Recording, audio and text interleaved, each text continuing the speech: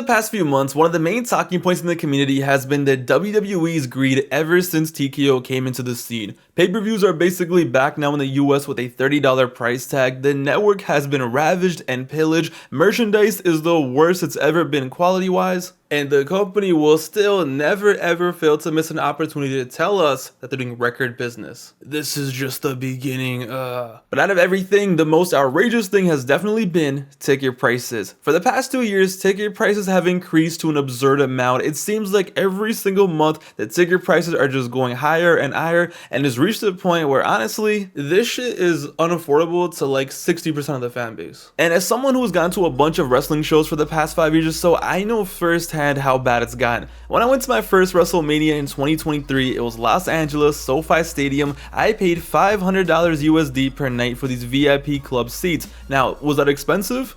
Yeah, pretty expensive. But to me, it was worth it. It was my childhood dream. It was my first WrestleMania, and these were some fire seats. I had club seats for WrestleMania, which meant comfy ass seats, a great view in the 100s, access to our own VIP section with separate bathrooms, separate private bars, and food options. It was money well spent and something that I will never regret. It was like, yeah, I spent $1,000, but I still got my money worth. And the best part was, if I didn't want to spend $1,000, I could have spent like $200 for each night and got seats a little higher up, not in the nosebleeds or anything, just a little higher up, and I still would have had a great night. But now in 2025, it's cooked. Now in 2025, might as well get that loan application ready, boys. This past year in Vegas, for basically those exact same seats with the same amenities, it was $1,300 USD for one night. That is a 160% increase in 2 years, and that's just for one night. For one night. It was cheaper to get VIP club seats in 2023 for both nights than the same seat for one night in 2025. And the issue is, it's just not me getting cooked or the quote-unquote good seats getting cooked.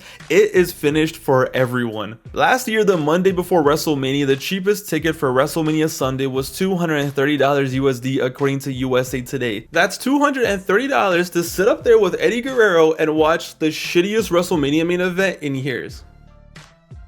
In this economy? But it's fine. You're probably saying, Pav, who cares? It's now about to be 2026. What about WrestleMania 42 ticket prices? Well, guess what dropped earlier today? And honestly, guys, before I even tell you the price, just get the lube ready. Wait, you guys thought it was gonna be cheaper? You thought they went back to Vegas to give us an affordable WrestleMania? Nah, TKO's greed knows no bounds, and when they announced like 2 years ago that the company was gonna be under TKO, I didn't think Mr. Krabs was gonna be the CEO. And before people started saying, oh, it's only $800, that's not bad. You fucking imbecile, that's $800 for one night. Imagine if you have to take someone, imagine if you have kids, a sister, or a brother. God forbid in this economy you have 2 kids, cause nah, one of them is staying at home. They'll tell me, you better stay your ass at home and watch this on some random website, cause we can't even afford ESPN after these tickets. Homie's gonna have to play with his action figures and simulate WrestleMania. And remember guys, that's not even including other expensive, it's bad. You can't even take your friends anymore. I used to take all my casual friends to Raw and SmackDown every now and then. I even took one of my boys to SummerSlam, and the prices were affordable enough that they were down. To them, it's like, I don't care about wrestling, but it seems like a fun night out. But now? Imagine asking one of your friends now who doesn't care too much about wrestling to pull up to a show with you, and the cheapest ticket is $300. That person is going to look at you like you just asked them to sleep with their sister. I actually have a little conspiracy theory, and I'm blaming ticket prices on why John Cena turned heel. The night after WrestleMania, The Rock went on the Pat McAfee show and straight up said the only reason I got involved at the Elimination Chamber was because tickets were selling slow, they had a big stadium booked for it, they wanted to push tickets, so me and Travis pulled up. And as someone who's from Toronto, I can tell you that a lot of people actually wanted to go to that show that didn't go because the ticket prices were so expensive. But because tickets weren't selling because they were expensive, not because people didn't want to go, look how desperate they got. They bring in The Rock and then everything changes. Maybe Cena turns heel regardless, what do I know? But you can't tell me they weren't desperate and started tweaking for no reason. That's just my conspiracy theory. I'm blaming the ticket prices on that one. They would have sold a good amount of tickets if they were actually affordable. Instead, they got desperate and everything got flipped, turned upside down. Monday Night Raw is going to be at MSG in November, and the cheapest ticket as of right now to even get in the building is $270 to sit in the 400s. Your head is going to be touching the New York Knicks banners from the 70s. Bro, there's going to be dust falling over you. And fam, to even sit behind the stage now is $615 for one ticket. To sit behind this, yo, Might as well just slap us in the face while you're at it. You know, just do it. But oh, it's MSG, Pav. It's always expensive. You should go somewhere else. You know what? Yeah, you're right. You're right. Are the Raws and SmackDowns in smaller cities cheaper? They are. You know what? I'm not gonna lie to you. They for sure are. They're much more affordable. But my question to you is, does anything of importance ever happen on those Raws or SmackDowns? Yeah, of course, the October 6th Raw in Dallas is affordable and cheaper. But you know damn well, nothing is gonna happen. For that Raw right now, the two biggest stars advertised are Seth Rollins and CM Punk. Fam, Punk has wrestled on Raw twice since July started. Rollins, on the other hand, has wrestled only 4 times since May on Raw. What the f? At least back in the day, you knew every week if you spent money on a ticket, you were gonna see The Rock and Austin, you were gonna see Cena, Batista. Even if it was a dark match, you knew you were gonna see them. But now you're paying money to watch a promo in real life and do karaoke during their entrance. So when the show is affordable, you're barely ever getting anything. But that's how they get you. Make the shows you actually want to watch, where the top stars actually wrestle, almost impossible to afford. Amazing. Just take my money. But that's business, Pav. Stop being such a mark. Raw and MSG is cooked. Raw and TD Garden in Boston cooked. But don't worry, Orlando, the affordable city, maybe you'll see Randy Orton wrestle. He's had 1 match on SmackDown since July started. But let's be real, we want to go to pay-per-views. That's what we want to pay money to watch. But pay-per-views are cooked, and it's not just WrestleMania. Look at these tickets for Survivor Series. Survivor Series is taking place in a beautiful baseball stadium, but the problem is the view is going to be very bad for a lot of these seats. The cheapest tickets from the company themselves right now are $256, which is not bad. But look at the scam of these floor seats. These are the biggest ripoffs in history, and I'm about to tell you why. There is no reason for these seats to be $400+. There is no way, unless you're like 6'4" or taller, you're going to see the ring clearly from row 17 on the floor. But please pay $400+. And this happens so much. I've seen so many people over the years get finessed by this. Someone who has never been to a show before, they see, oh, floor seats, I'm down to pay $400 to be on the floor. It's gonna be a great view. And then you get there and this is what you see. These seats are such scams. I get it, someone has to sit there, someone has to buy it, but there's no reason for them to be this expensive. I've seen it happen where it's been a gift from a parent or a girlfriend's bought it for their boyfriend, and the average person is obviously gonna assume, oh, it's an expensive seat, plus it says floor, must be a good seat.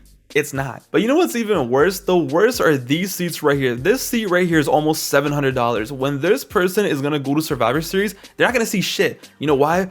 There's gonna be a giant pillar right in front of them. Cause hey, it's an outdoor show. There has to be a structure to put up the lighting and everything. But God forbid we write on the ticket that, hey, this might be limited view. Hey, you might not fully see the ring. No. Pay $700, get all excited, and then get there, and this is what you see. Everything is just so scummy and dirty. Now, obviously, it is possible still to get some good deals on tickets every now and then for these big shows. It definitely is. But the problem is you can't just log in and do it. You gotta become like American Sniper out here and like snipe these fucking tickets down. But yo, people have jobs, they have stuff to do. Like, what does the average person do? They're not gonna just sit there trying to snipe a ticket. So yeah, then you just end up buying tickets like this, and then you go there, can't see anything, and it's just like, all right, sounds like a personal problem to me, buddy. VIP tickets my ass, right, JR? My ass. And boys and girls, this is just the beginning. That's the worst part. The reason I made this video was we think it's bad now, right? Mark Shapiro of TKO said just last week, quote, "We know we have a lot of room there because Vince McMahon was primarily pricing tickets for families